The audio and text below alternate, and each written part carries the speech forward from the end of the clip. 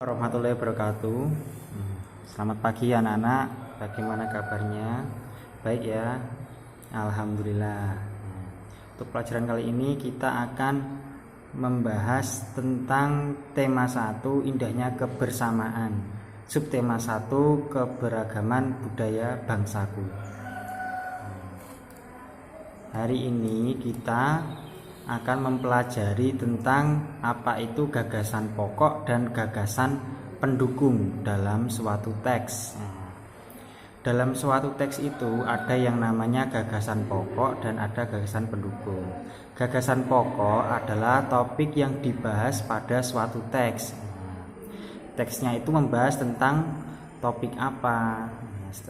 Setelah itu ada gagasan pendukung. Gagasan pendukung adalah uraian atau informasi tambahan pada suatu teks yang terletak pada kalimat penjelas. Jadi gagasan pendukung ini adalah informasi yang mendukung gagasan pokok, memperjelas dari gagasan pokok tadi. Di dalam suatu teks terdapat dua macam kalimat, yaitu yang pertama kalimat utama, yang kedua kalimat penjelas. Kalimat utama itu berisi gagasan pokok, sedangkan kalimat penjelas itu berisi gagasan pendukung. Dalam sebuah teks itu gagasan pokok dan gagasan pendukung itu disampaikan secara tersurat dan tersirat. Gagasan pokok yang secara tersurat itu berarti gagasannya sudah tertulis di dalam teks, sedangkan tersirat itu tidak ada di dalam teks. Jadi kita harus membacanya sampai selesai dan kita pahami, baru bisa kita menyimpulkan bahwa itu gagasan pokoknya. Silakan anak-anak buka buku pulpenanya halaman 3. Di situ ada teks batik dan disimak ya. Bacakan ya. Berjudul batik. Batik merupakan kain tradisional Indonesia. Kain batik dihasilkan dengan cara dilukis atau dicetak menggunakan malam atau lilin yang dipanaskan. Kain batik berasal dari Pulau Jawa. Seiring berkembangnya waktu, batik tidak hanya di Pulau Jawa. Beberapa daerah di luar Pulau Jawa juga menggunakan batik sebagai pakaian tradisional, misalnya batik Bali. Di sini pada teks ini kita bisa memahami bahwa di sini ada informasi tentang batik. Di dalam teks ini terdapat kalimat utama dan kalimat penjelas. Berikut adalah kalimat utamanya dan kalimat penjelasnya. Kalimat utamanya adalah kalimat yang utama, yang mendasari, yaitu di sini batik merupakan kain tradisional Indonesia. Nah, di sini terdapat pada kalimat pertama ya, pada kalimat utama. Nah, sedangkan kalimat penjelasnya adalah kalimat yang menjelaskan kalimat pertama tadi. Di sini yaitu pada kalimat kedua, ketiga, dan keempat. Nah, Bapak bacakan ya. Kalimat kedua, kain batik dihasilkan dengan cara dilukis atau dicetak menggunakan malam, lilin yang dipanaskan. Nah, itu tadi bahwa kain batik ini tadi dihasilkan dengan cara dilukis ini menambah informasi dari kalimat utama tadi. Oh, batik ini dibuat dengan cara dilukis atau dicetak menggunakan malam. Setelah itu, seiring berkembangnya waktu, batik tidak hanya di Pulau Jawa. Ini juga termasuk dari penambahan informasi tadi ya, tapi berkaitan dengan kalimat penjelas yang kedua.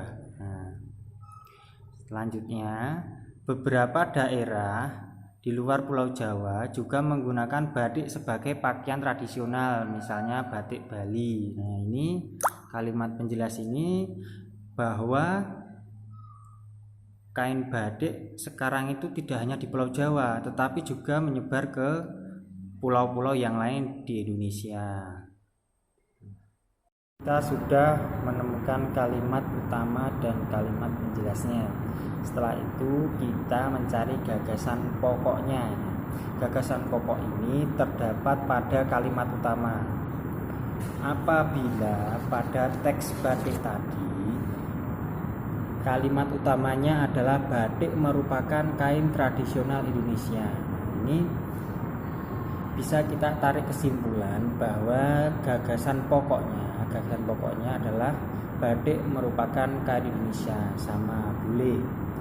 Yang penting tidak merubah maksudnya.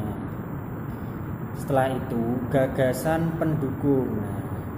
Gagasan pendukung yang pertama, yang namanya gagasan pendukung pasti terdapat pada kalimat penjelas. Kalau di dalam teks batik tadi, kalimat penjelas yang pertama itu adalah kain batik dihasilkan dengan cara melukis atau dicetak menggunakan malam, lilin yang dipanaskan. Nah, itu adalah kalimat penjelas yang pertama. Bisa kita tarik kesimpulan lagi bahwa gagasan pendukungnya adalah cara membuat kain batik. Untuk gagasan pendukung yang kedua bisa kita ambil dari kalimat penjelas yang kedua juga. Di sini kalimat penjelas yang kedua tadi adalah kain batik berasal dari Pulau Jawa.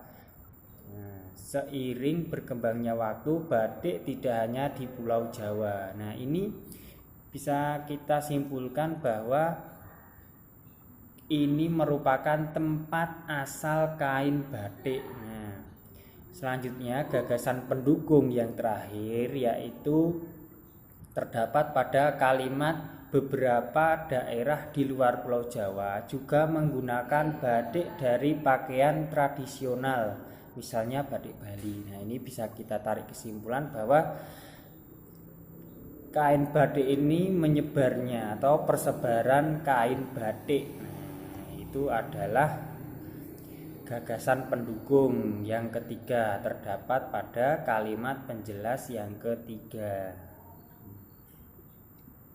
Silahkan anak-anak buka buku bupenanya pada halaman 4. Di sini ada teks,